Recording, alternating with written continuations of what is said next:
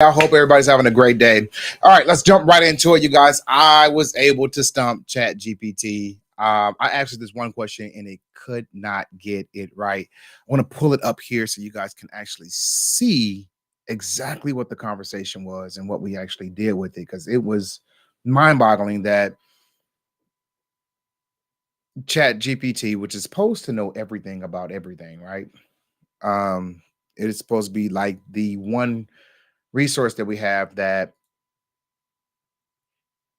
can literally be able to give you every answer at the drop of a dime. But when I asked it this question, I messed it up. And then we're gonna actually talk about the answer to the question so that I can give you the answer because Chat GPT can't do it. Right. And so long story short, I believe this. I believe that you should manage your money according to percentages, not based on money. All right. And with that, I threw in some questions about money and it just could not answer. I found it, right? I had to go back. If you guys are wondering, like, why is he taking so long to answer, to talk? Because I had to go back into my chat log and actually find Chat GPT and find the space where it could not answer the question because I want to share that live. What's going on, Regina? Good to see you, baby.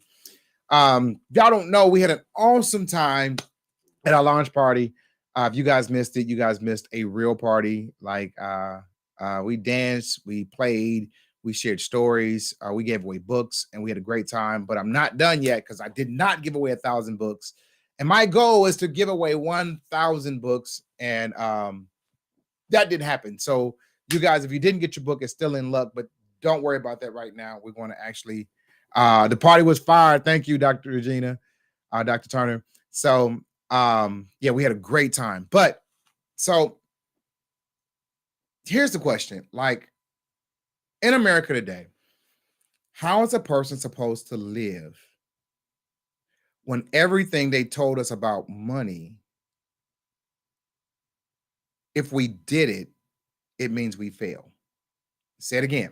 All right, I need y'all to catch this, pick it up. If everything we were taught about money to do this, and this, and we do it, it means that we fail. Then how are we really supposed to succeed with money?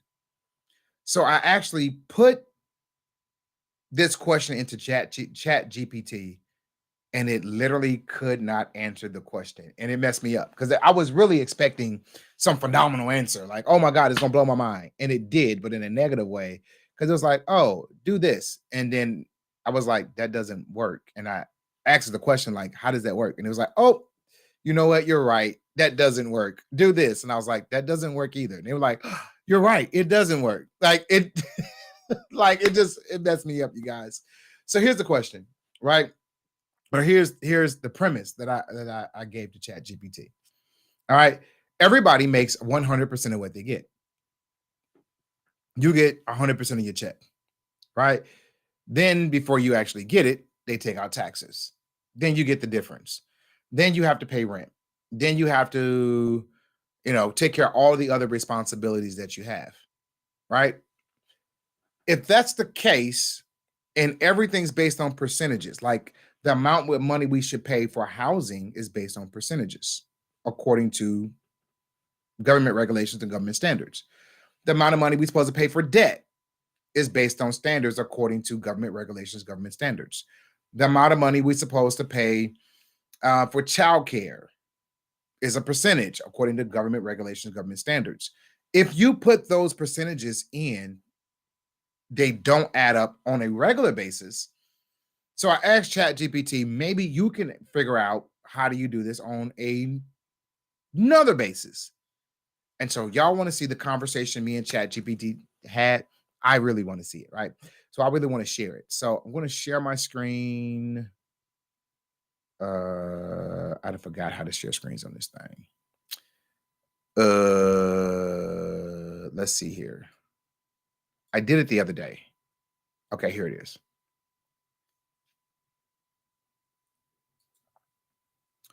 All right. So Here's my chat GPT, right? I said, using percentages, tell me what percentage you should allocate based on most experts or government recommendations. Number one, taxes. Number two, housing. Number three, debt. Number four, living expenses. Number five, investing. Number six, food. Number seven, children. Number eight, household. Number nine, tithing. So using the recommended percentage allocations for different categories of expenses can vary depending on individual circumstances or goals. However, there's a general guideline of recommended percentages for different guidelines. So it says for taxes, 10 to 30%, housing, 30%, debt, 20%, right? Living expenses, 20 to 30%, finance investing, 10 to 15%, food, 10 to 15%, children, 5 to 10%, household categories, 5 to 10%, and tithing, 10%. All right. And then it goes and says, it's important to keep in mind that these percentages are just a general guideline and may need to be adjusted based on individual circumstances and financial goals. All right, we get that, right? Perfect. All right, so we get that. But my question to you was, okay, so we got numbers 1 through 9. We have percentages. I said, now add up numbers 1 through 9 and how much do you have? So it says, if we add up the recommended percentage of allocations for each categories 1 through 9, we get, so it puts it in here. And it says the total percentage allocations can vary based on individual circumstances, financial goals, but in general, the sum of percentages can range from 105 to 150%. You say, what? The recommended percentages is 105 to 150%? All right, make this make sense to me, somebody. All right, make it make sense to me. What do I get 105% from? If I only make 100%, where's the additional 5% come? And that's on the low end. On a higher end, it's 150%. So let's get this right. Based on what experts say and government regulations or government recommendations, you are already taught to spend 105 to 150% of your income. So when you go to qualify for a house, they're using those percentages. When you go to qualify for a car, they're using those percentages. When you go to actually get rent, they're using those percentages. When you get a credit card, they are using those percentages. If you want a modification on a mortgage, they're using those percentages. Anything that you're going to finance, they're going to use these percentages. But if the percentages don't work and they cause me to live 105% to 50% of my income, then how in the world am I supposed to live? Does anybody today feel like they're stuck? Just put yes in the chat. If you feel like you're stuck, put yes. And the reason why is not your fault. It's because you have done exactly what they have told you to do. And what they told you to do is live above your means. They taught you to live on 105 to 150% of your income.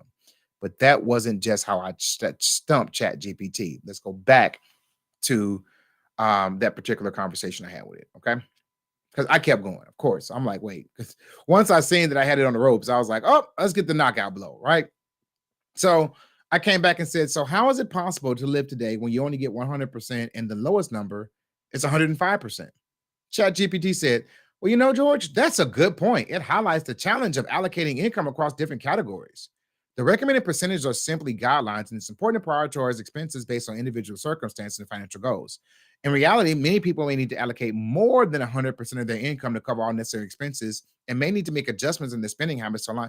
Wait, if you only get 100%, how much in reality, many people may need to allocate more than 100% of their income to cover all necessary expenses. How is this possible? How is it possible to allocate more than 100% of your income when you only get 100%, unless I'm going to use actually more credit card debt to go get in more credit card debt, to go get in more debt and more debt and more debt, because you're teaching me to live on more than what I'm making every single month. I'm not making this up, you guys. This is literally the conversation I'm having. But let's go down, right? So then I came back and says, so as a person who makes $50,000 a year, which is about the average income a person makes in America, how can they live with the above percentages When the average rent is 1,700, which is about 40% of your monthly income, use the recommended percentages you gave above. Y'all, this is what it told me. You are correct that someone earning $50,000 a year, it can be challenging to allocate their income according to the recommended percentages. Wait, what? I'm confused again. I'm confused again because if the average income in America is $50,000 a year, and you're telling me that if you make $50,000 a year, it's going to be challenging, then how? So if you make the average or less income in America, you are pretty much in for a disaster. Y'all, I'm not making this up. This is real conversation. Don't worry, I'm going to tell you how to fix it. And I got like 8 minutes. All right.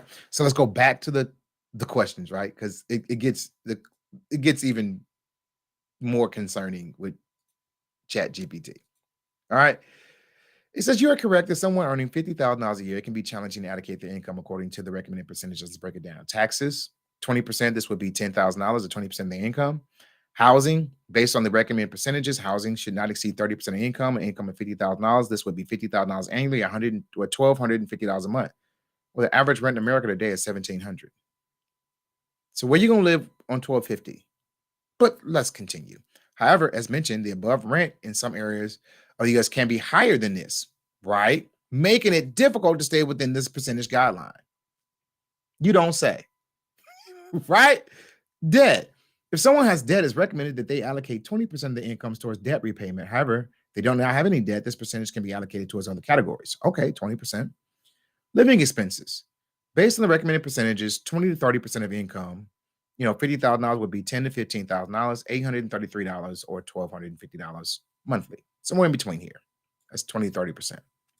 Investing, food, children, household, and tithing.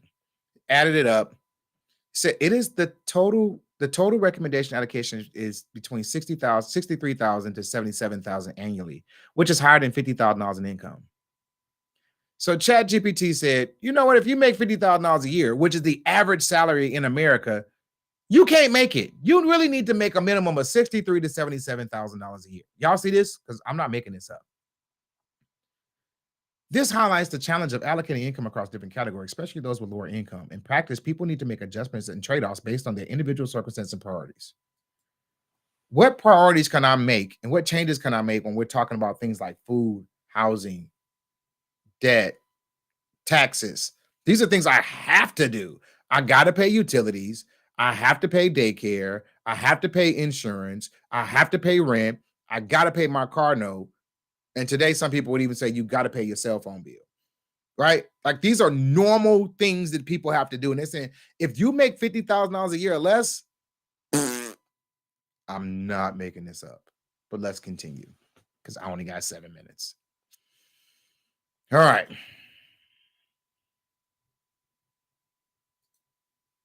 Let's continue. All right. But if I increase I said, but if I increase the income, don't housing, tithing, and investing also increase?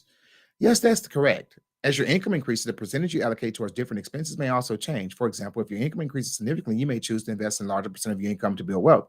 Similarly, if you earn more, you may need to give more to tithing and dividend. However, it's important to remember that these recommendations presented simply are guidelines that can be adjusted. So I said, okay, well, give me the guidelines that could work today in America for a person who makes $50,000 a year.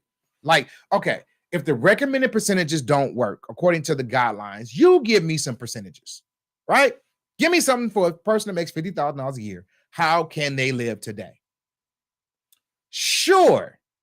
Here's a possible breakdown for someone making $50,000 a year in America and how they could allocate their income. $10,000 or 20% to taxes. $17,000 or 35% to housing. $5,000 or 10% to debt. $10,000 or 20% for utilities, transportation, personal care. 10% for investing, 10% for food, miscellaneous, another 5%, such as entertainment, travel, and hobbies. Keep in mind that these are simply guidelines, may not work for everybody. So I said, okay, well, you listed numbers 1 through 7. What is the total expenses of numbers 1 through 7? The total expenses for categories 1 through 7 would be 100% of the person's income, which is $50,000 per year based on the given example. Here's the breakdown. So I said, but don't the above percentages add up to 110%? Let's add it up. 20 plus 35 is 55. 55 plus 10 is 65. 65 plus 20 is 85. 85 plus 10 is 95. 95 plus 10 is 105. And 105 plus 5 is 110%. They are still telling me how to live on 110%. How can I live on $50,000 a year in America according, like, how can you, these numbers don't work. So it came back and was like, I said, but don't these percentages add up to 110%? You are correct. My apologies for the mistake earlier. The percentages I provided are add up to 105% instead of 100%. No, it adds up to 110%, Chat GPT. Here's the update breakdown for a person making $50,000 a year. So I gave another example. 20% for housing, 30% taxes, 30% for housing, 50%. Then it gave me 10% for debt, 60%, living expenses, 20%. So I'm at 80%. Then I got 90% for investing, 100% for food. So I'm still at 105%. It can't make the numbers work. It just can't. I said, based on the above example, would you say that $50,000 a year is middle class?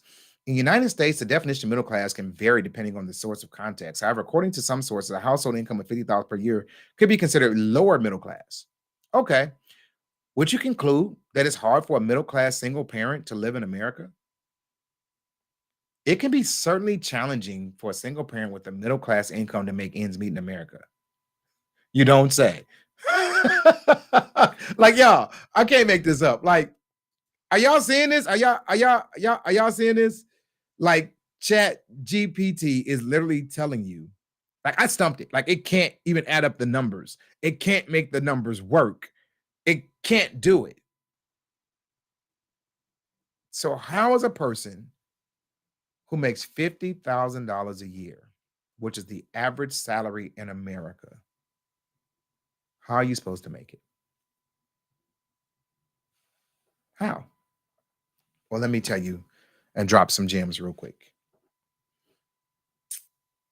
You have to allocate via percentages and not just money. And you must live beneath the percentages that the government gives you, because what the government gives you keeps you broke. It don't work. I've been telling y'all this for years, and Chat GPT just proved what I've been telling you for years, that you cannot make it based on what they tell you. What they told you was a lie. How much money you should spend on a car a month is a lie. How much money you should spend in rent or a mortgage a month is a lie. How much money you should spend in debt a month is a lie. What you should spend in utilities and groceries and food out is a lie. It is all a lie. You cannot live on what you're doing. So how do you do it? Well, I'm going to come back on tomorrow, and we're going to give you a solution on how to make the numbers work. How do I actually breathe and live when I only have what I have? Today was about showing you that honestly, what they told you, it don't work. And even artificial intelligence can't make the numbers work. Y'all, that's my time for today. Thank you guys for being here. Don't worry, I'm going to come back on tomorrow and tell you how to get your free books. If you guys still are out there say, I couldn't make the launch party, or I didn't get the text message, I'm really wanted to make it, or I still want a free book, I'm going to come back tomorrow and show you how to get that. But I'm also going to come and show you exactly how you can make it if you have the average salary and the average income in America today. Guys, I love you guys with the love of Christ, and I'll see you guys on tomorrow. You guys be blessed.